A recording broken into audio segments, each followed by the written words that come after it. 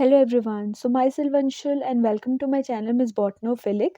So in today's video I'll be telling you about the topic shifting cultivation. तो आज की video में हम लोग शिफ्टिंग कल्टीवेशन के बारे में पढ़ने वाले हैं.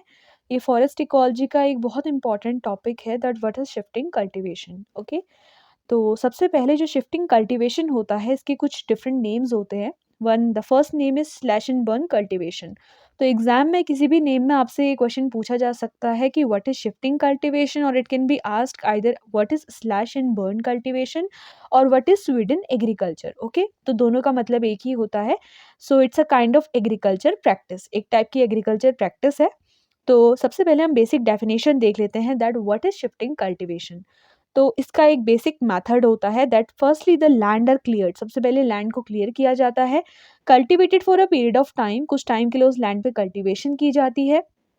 Then left abandoned to allow it to regenerate.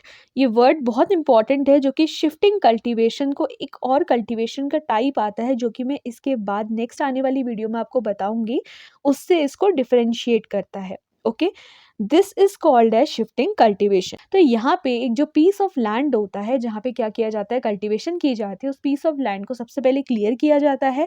वहाँ पे कुछ टाइम के लिए कल्टीवेशन की जाती है. आफ्टर कटिंग और हार्वेस्टिंग कुछ टाइम के लिए उस पर्टिकुलर लैंड को क्या कर दिया जाता है, एकदम ब्लैंक छोड़ दिया जाता है ताकि खुद से वो रीजनरेट कर सके. सो इस पर्टिकुलर टाइप के कल्टीवेशन को हम कहते हैं shifting cultivation. Now let's talk about the steps of shifting cultivation.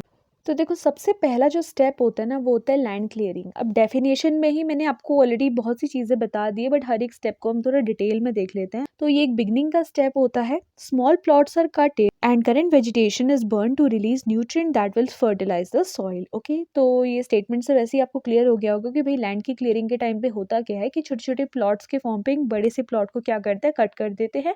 उसके बाद से जो भी करंट वेजिटेशन उसमें होती है उसको हम बर्न कर देते हैं. बर्न कर क्यों करते हैं, क्योंकि जो एशेज होती हैं, जो न्यूट्रिएंट्स होते हैं वो क्या होते हैं, वो रिलीज हो जाते हैं इनटू द सॉइल. और एक न्यूट्रिएंट्स जो होते हैं वो एक इंपॉर्टेंट रोल प्ले करते हैं in fertilising the soil. Okay, now let's move on to the second step that is cultivation and cropping. तो जो लैंड था उसमें जो करंट वेजिटेशन था, चाहे वहाँ पे कोई भी इन्वेजिव स्पीसीज थी या जो भी प्लांट था, उसको हमने क्या किया, बर्न कर दिया. ठीक है, सेकेंड स्टेप था कि हम कल्टीवेशन और क्रॉपिंग करेंगे. सो क्रॉप्स लाइक जो प्राइमरी फूड्स होते हैं, like we have the maize, yam, millets और cassava are planted using hand और सिंपल टूल. ये भी एक बहुत इंपॉर्टेंट फैक्ट है जो कि शिफ्टिंग कल्टीवेशन को डिफाइन करता है फॉर फ्यू ईयर्स. ओके, तो जनरली क्या करते हैं, लैंड की क्लियरिंग के बाद हम कल्टीवेशन और क्रॉपिंग करते हैं प्राइमरी फूड की. जैसे मेज है, यैम है ना, इन सबको क्या कराया जाता है, ग्रो कराया जाता है उस पर्टिकुलर बर्न्ड लैंड पे. और यहाँ पे क्या होता है, कोई उतनी हाई फाई मशीनरीज का यूज़ हम नहीं करते हैं, हम यहाँ पे हैंड या फिर सिंपल टूल का यूज़ करते हैं. Okay, next we have the fallow period. ये भी एक बहुत इंपॉर्टेंट टर्म है जो कि शिफ्टिंग कल्टीवेशन को डिफाइन करता है. So, plots are left abandoned and left to regenerate. It can range from year to decades. Soil recover and become fertile. ये बहुत इंपॉर्टेंट पॉइंट है किसका, शिफ्टिंग कल्टीवेशन का, जो कि होता है फैलो पीरियड. यानी कि जो प्लॉट्स होते हैं उनको कुछ टाइम के लिए अबेंडेंट रख दिया जाता है, खाली रख दिया जाता है, ताकि वो खुद से क्या कर सके, रीजनरेट हो सके. ओके, अब ये जो रीजनरेशन का प्रोसेसर होता है, सबसे पहले तो ये ईयर टू ईयर वेरी कर सकता है या फिर 10 साल यानी कि डिकेड्स इसको लग सकते हैं. ओके, नाउ सॉइल, अब इस पर्टिकुलर पीरियड में होता क्या है, क्यों हम फैलो पीरियड देते हैं शिफ्टिंग कल्टीवेशन में, ताकि जो सॉइल है वो खुद को फर्टाइल बना सके. ओके, वो नेचुरली खुद को रिकवर करे और खुद से खुद को फर्टाइल बना सके. Now after this we have the rotational system. ये भी एक इंपॉर्टेंट फैक्ट है जो कि क्या करता है, शिफ्टिंग कल्टीवेशन को डिफाइन करता है. So, it involves the rotational system in which the farmer moves to a new plot of land after the previous plot has been exhausted. ठीक है, अब देखो एक फार्मर क्या करता है, मैंने आपको स्टार्टिंग में ही बताया था कि एक बड़े से प्लॉट को छोटे छोटे प्लॉट्स में यहाँ पे तोड़ दिया जाता है और हर एक प्लॉट को क्या किया जाता है, सीरीज में ट्रीटमेंट दी जाती है.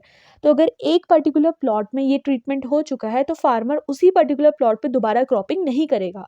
कुछ टाइम के लिए वो क्या करेगा, न्यू वाले प्लॉट पे, यानी कि जो सब प्लॉट हमने बनाया था ना, छोटा वाला प्लॉट, नया वाले प्लॉट पे क्या करेगा, वो शिफ्ट करेगा और वहाँ पे ये पर्टिकुलर प्रोसेस को क्या करेगा, फॉलो करना स्टार्ट कर देगा. जैसे फर्स्ट प्लॉट को अगर हमने ट्रीटमेंट दिया है तो फिर हम चले जाएंगे सेकंड प्लॉट पे. ठीक है, फिर आ जाएंगे थर्ड प्लॉट पे. अब ऐसे करते करते क्या होगा कि फर्स्ट प्लॉट, जब तक हम थर्ड प्लॉट को, जो थर्ड प्लॉट है, जब तक उस पर ट्रीटमेंट देंगे तो फर्स्ट प्लॉट क्या होगा, वो नेचुरली खुद को रीजनरेट कर लेगा. ओके, तो फर्स्ट प्लॉट पे आफ्टर थर्ड प्लॉट हम दोबारा से अपना कल्टीवेशन स्टार्ट कर सकते हैं.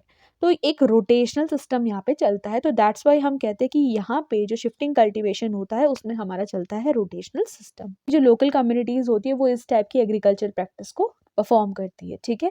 अब हम देख लेते हैं एडवांटेजेस ऑफ शिफ्टिंग कल्टीवेशन कि शिफ्टिंग कल्टीवेशन के क्या-क्या एडवांटेजेस होते हैं। सबसे पहला आता है natural land regeneration. Naturally land का रीजनरेशन होता है। सेकंड, एक सस्टेनेबल वे है, ठीक है। सस्टेनेबल हम क्यों कहते हैं, ताकि हम फ्यूचर के लिए भी कुछ चीज़ों को बचा सके। इस तरह से हम बचाएं कि हम अपनी नीड्स के साथ कॉम्प्रोमाइज़ ना करें, okay. Sustainable way of cultivation बोला जाता है। देन बायोडायवर्सिटी के कंजर्वेशन के लिए रिस्पॉन्सिबल होता है। काफ़ी चीप होता है। चीप कहने का मतलब है कि एक इतना ज़्यादा यहाँ पे कोई कॉस्टली चीज़ों की रिक्वायरमेंट नहीं होती है, क्योंकि लेस टूल्स चाहिए होता है, लेस इक्विपमेंट इन्वॉल्व रहते हैं। Adaptation to local conditions. अब देखो यहाँ पे एक इंपॉर्टेंट चीज़ है कि मैंने इसको जब चीपर बोला, बिकॉज जो सॉइल है ना वो नेचुरली रीजनरेट हो रही है, तो हमें यहाँ पे पेस्टिसाइड्स का या फिर किसी भी टाइप के फर्टिलाइजर का यूज नहीं करना पड़ रहा है। Next we have the disadvantage. सबसे पहले इन्वायरमेंटल डिग्रेडेशन। इन्वायरमेंटल डिग्रेडेशन क्यों है, जब आप क्रॉप की बर्निंग कर रहे हो तो उससे कुछ ना कुछ एशेस निकल रही है। एशेस के अलावा क्या है, वहाँ पे एक गैस निकल रही है जिसको हम नॉर्मली कार्बन डाइऑक्साइड कहते हैं, या कुछ और भी हमारी हार्मफुल गैसेस निकल सकती है जो कि इन्वायरमेंट को डिग्रेड करेंगी, ओके। पॉल्यूशन क्रिएट कर रही है, सिंपल मैनर पर अगर मैं बोलूँ। Second, we have the limited crop productivity. बहुत लिमिटेड क्रॉप्स को हम प्रोड्यूस कर सकते हैं इस पर्टिकुलर मेथड ऑफ कल्टीवेशन से। लैंड टेन्योर का थोड़ा इशू रहता है। Then governmental policies and restriction, वही भाई डिफॉरेस्टेशन, क्योंकि कोई भी एक पर्टिकुलर लैंड है, जैसे मैंने आपको बोला कि हम प्लॉट्स को डिवाइड कर रहे हैं सब प्लॉट्स पे, और जो भी करंट वेजिटेशन है उसको हमें वहाँ पे क्या करना है, बर्न कर दे रहा है, ठीक है। जब हम बर्न कर रहे हैं तो हो सकता है कि उस पर्टिकुलर एरिया में कोई ट्री भी हो, तो हम डिफॉरेस्टेशन को तो इनडायरेक्टली प्रमोट कर रहे हैं ना। सो यही सब आता है शिफ्टिंग कल्टीवेशन के अंदर। तो अगर आपका एग्जाम में शिफ्टिंग कल्टीवेशन आता है तो आपने ये सारी चीज़ें वहाँ पे एक्सप्लेन करनी है, that what is shifting cultivation, इसके कौन से दो इंपॉर्टेंट अदर नेम्स होते हैं जो कि मैंने स्टार्टिंग में आपको बताए थे। इसके अलावा एक बेसिक सी डेफिनेशन आप दे सकते हो, and then you can explain about the steps of shifting cultivation, and at the end you will explain about the advantage and the disadvantage of shifting cultivation, okay. Now in the next video I will be telling you about the settled agriculture. तो shifting agriculture और settled agriculture जो होते हैं ये एक दूसरे के क्या होते हैं, अपोजिट होते हैं। तो नेक्स्ट वीडियो में हम लोग सेटल्ड एग्रीकल्चर के बारे में पढ़ेंगे। तो अगर आज की वीडियो से आप लोग को हेल्प मिली है तो डेफिनेटली आप अपने फ्रेंड्स के साथ और अपने क्लासमेट्स के साथ मेरी वीडियो को शेयर करें। इसके अलावा वीडियो में अगर आपको कोई भी डाउट फील होता है तो आप मुझसे फ्रीली कमेंट सेक्शन पे पूछ सकते हैं। So that's all for today's video. If the video is helpful then please like, share and subscribe. Thank you.